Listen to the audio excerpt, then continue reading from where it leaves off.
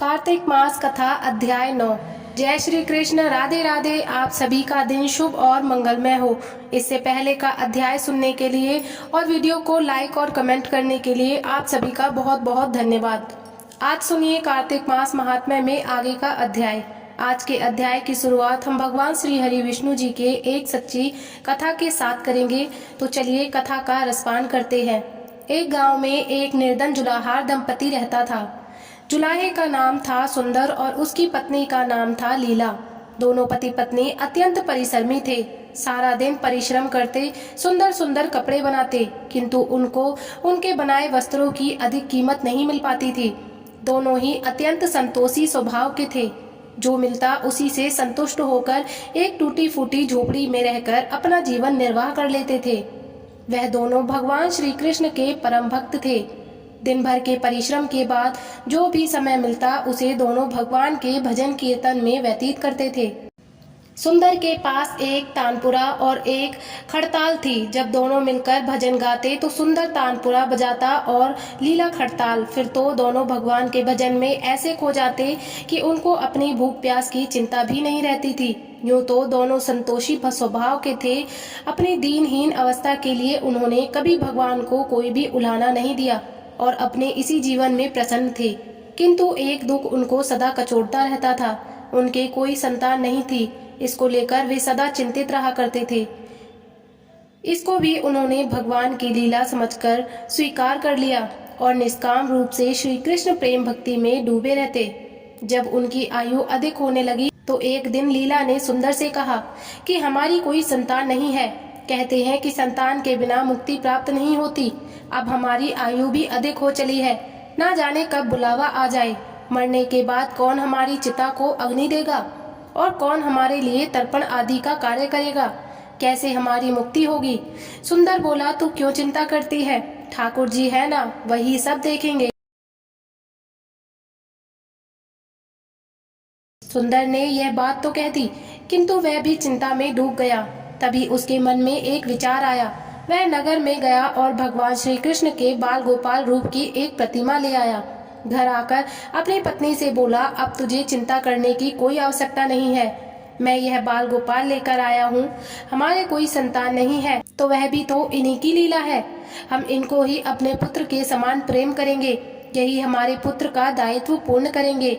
यही हमारी मुक्ति करेंगे। सुंदर की बात सुनकर लीला अत्यंत प्रसन्न हुई। उसने बाल गोपाल को लेकर अपने हृदय से लगा लिया और बोली, आप बिल्कुल ठीक कह रहे हैं। आज से यही हमारा लल्ला है। दोनों पति पत्नी ने घर में एक कोना साफ करके स्थान बनाया और एक चौकी पर बाल गोपाल को विराजित कर दिया। तब से जुलाहा दंपति का नियम हो गया। वह प्रतिदिन बाल गोपाल को स्नान कराते, उनको धुले वस्त्र पहनाते, अपनी संतान की तरह उनको लाड लड़ाते, उन्हीं के सामने बैठकर भजन कीर्तन करते और वहीं सो जाते। जुलाहा अपने हाथ से बाल गोपाल के लिए सुंदर वस्त्र बनाता और उनको पहनाता। इसमें उसको बड़ा आनंद आता था। धीरे धीरे दोनों बाल गोपाल को अपनी संतान के समान ही प्रेम करने लगे। लीला का नियम था कि वह प्रतिदिन अपने हाथ से अपने लल्ला को भोजन कराती, तब स्वयं भोजन करती। लल्ला को भोजन कराते समय उसको ऐसा ही प्रतीत होता मानो अपने पुत्र को भोजन करा रही हो। उन दोनों के निश्चल प्रेम को देखकर करुणा निधान भगवान अत्यंत प्रसन्न हुए और उन्होंने अदृश्य रूप में आकर स्वयं भोजन करना आरंभ कर दिया। लीला जब प्रेम पूर्वक बाल गोपाल को भोजन कराती तो भगवान को प्रतीत होता मानो वह अपनी माँ के हाथों से भोजन कर रहे हैं। उनको लीला के हाथ से प्रेम पूर्वक मिलने वाले हर कौर में माँ का प्रेम प्राप्त होता था। लीलाधारी भगवान श्री कृष्ण स्वयं माँ की उस प्रेम लीला के विषीभूत हो गए। किंतु लीला कभी नहीं जान पाई कि स्वयं बाल गोपाल उनके हाथ से भोजन करते हैं। एक दिन कार्य बहुत अधिक होने के कारण लीला बाल गोपाल को भोजन कराना भूल गई। गर्मी का समय था। भरी दोपहरी में दोनों पति पत्नी कार्य करते करते थक गए और बिना भोजन किए ही सो गए। उनको सोए हुए कुछ ही देर हुआ था कि उनको एक आवाज सुनाई दी, माँ बाबा मुझको भूख लगी है। दोनों हड़बड़ाकर उठ गए। चारों तरफ देखा आवाज कहाँ से आई है, किंतु कोई दिखाई नहीं दिया। तभी लीला को स्मरण हुआ कि उसने अपने लल्ला को भोजन नहीं कराया। वह दौड़कर लल्ला के पास पहुंची तो देखा कि बाल गोपाल का मुख कुमलाया हुआ है। इतना देखते ही दोनों पति पत्नी वहीं उनके चरणों में गिर पड़े। दोनों की आंखों से आंसुओं की धारा बह निकली।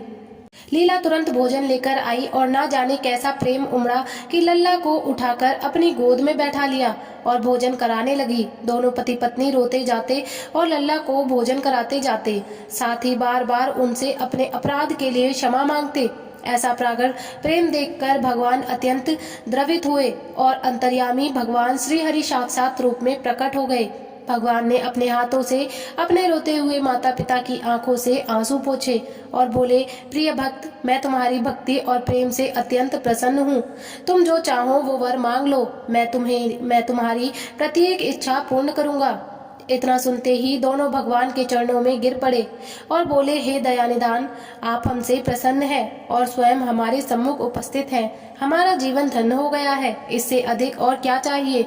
इससे अधिक किसी भी वस्तु का भला क्या महत्व हो सकता है? आपकी कृपा हम पर बनी रहे, बस इतनी कृपा करें। श्री हरि बोले, यदि तुम चाहो तो मैं तुम्हें जीवन में संतान के अभाव का समाप्त कर सकता, तुम्हें एक सुंदर संतान प्राप्त करूंगा। ये सुनते ही सुंदर और लीला एकदम व्याकुल होकर बोले, नहीं भगवान, हमको संतान नहीं चाहिए। उनका उत्तर सुनकर भगवान श्री हरि ने पूछा, किंतु क्यों? अपने जीवन में संतान की कमी को पूर्ण करने के लिए ही तो तुम मुझको अपने घर लेकर आए थे। ये सुनकर वे दोनों बोले, प्रभु, हमको भय है कि यदि हमको संतान प्राप्त हो गई तो हमारा मोह उस संतान के प्रति बढ़ जाएगा और तब हम आपकी सेवा नहीं कर पाएंगे। उनका प्रेम और भक्ति से भरा हुआ उत्तर सुनकर करुणा निधान भगवान करुणा से भर उठे। स्वयं भगवान की आंखों से आंसू टपक पड़े। वह बोले, हे मैया बाबा, मैं यहाँ आया था आपके शरण को उतारने के लिए, किंतु आपने तो मुझको सदा सदा के लिए ही अपना ऋणी बना लिया।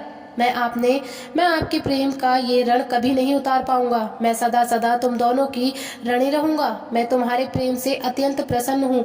तुमने अपने निर्बल प्रेम से मुझे भी अपने बंधन में बांध लिया है। मैं तुमको वचन देता हूँ कि आज से मैं तुम्हें पुत्र के रूप में तुम्हारे समस्त कार्य पूर्ण करूंगा।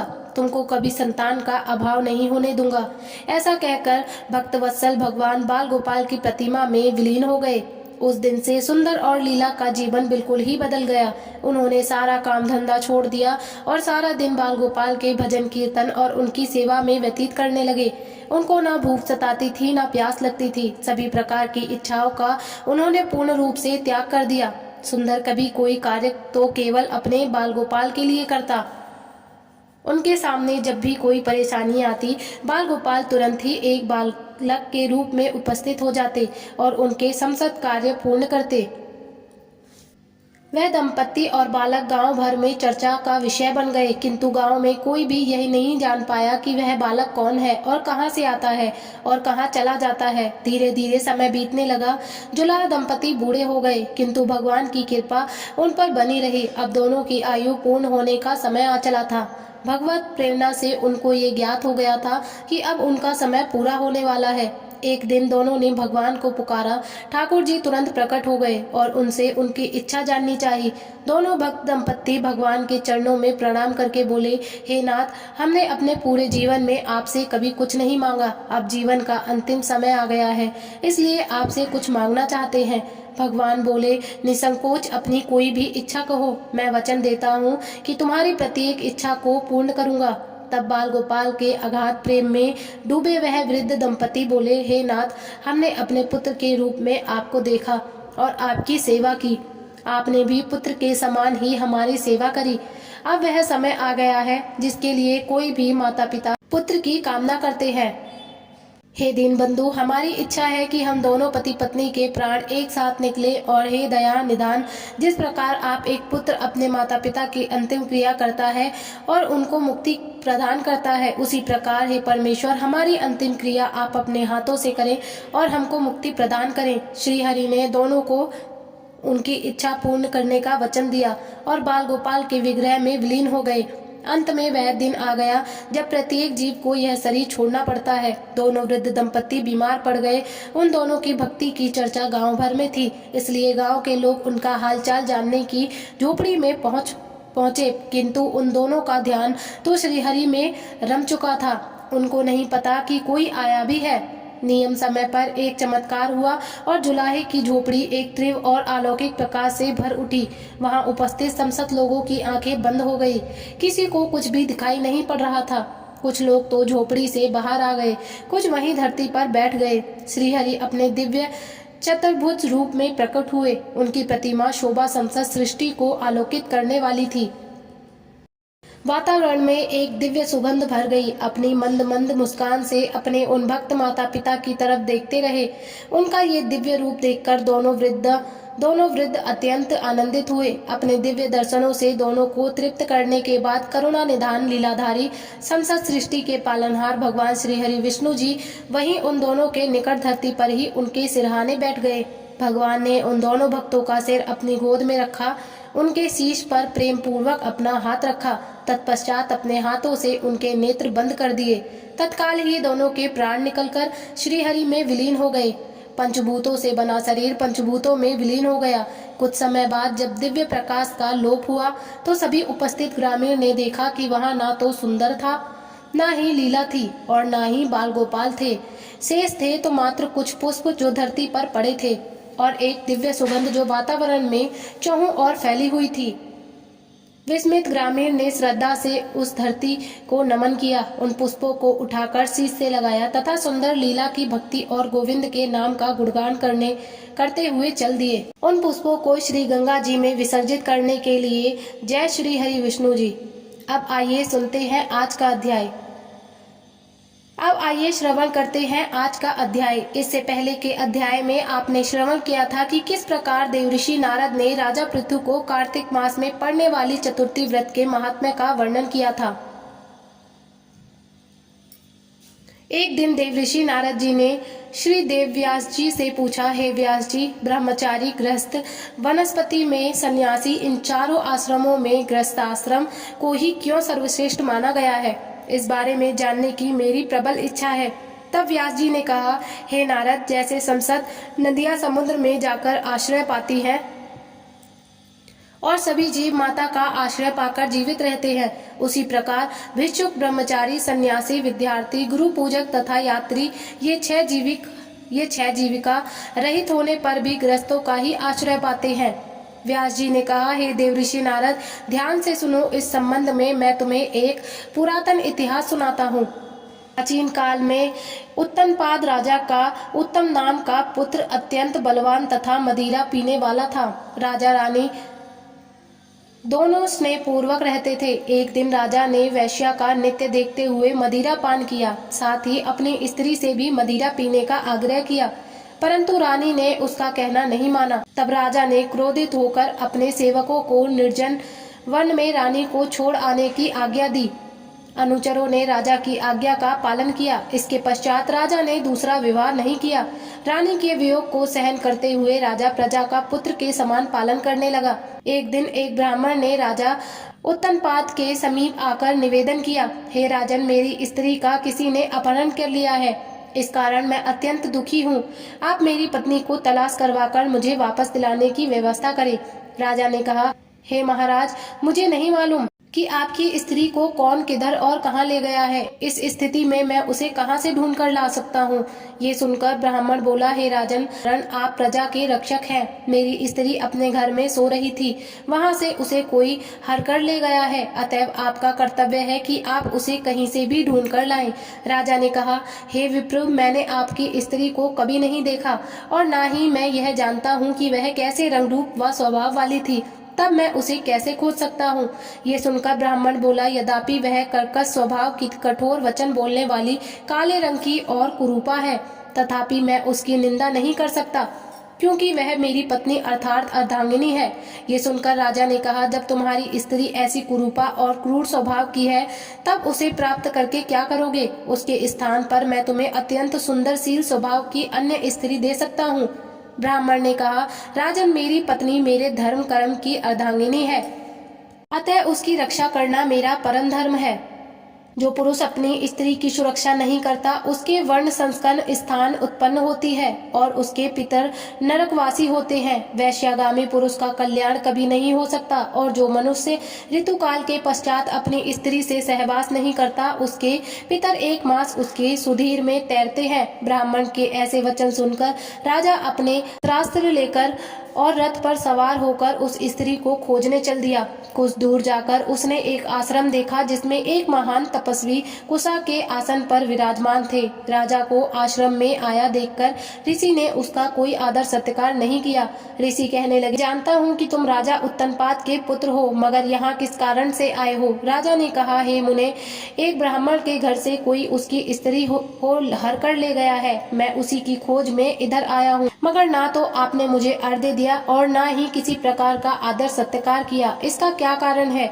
ऋषि ने उत्तर दिया, तुम अर्घ्य देने योग्य होते हुए भी इस समय उसके पात्र नहीं हो, क्योंकि तुमने अपनी निरपराध स्त्री का वन में त्याग किया है। जहाँ स्त्री का यह धर्म है कि वह तन मन से पति की सेवा करे तथा उसकी आज्ञाकारी रहे, वहीं पति का भी यह धर्म है कि वह अपनी पत्नी का यथोचित सम्मान करे। जिस घर में स्त्रियों का मान होता है वहाँ पर देवताओं का वास होता है। इसके विपरीत जहाँ स्त्रियों का निरादर होता है वहाँ सुख शांति कभी नहीं रह सकती। इतना सुनकर राजा अत्यंत लज्जित होकर पूछने लगा, भगवान, आप भूत, भविष्य और वर्तमान तीनों कालों को जानने वाले हैं, अतएव कृपया करके बताइए कि ब्राह्मण की स्त्री को हरकर कौन, क्यों और कहाँ ले गया है?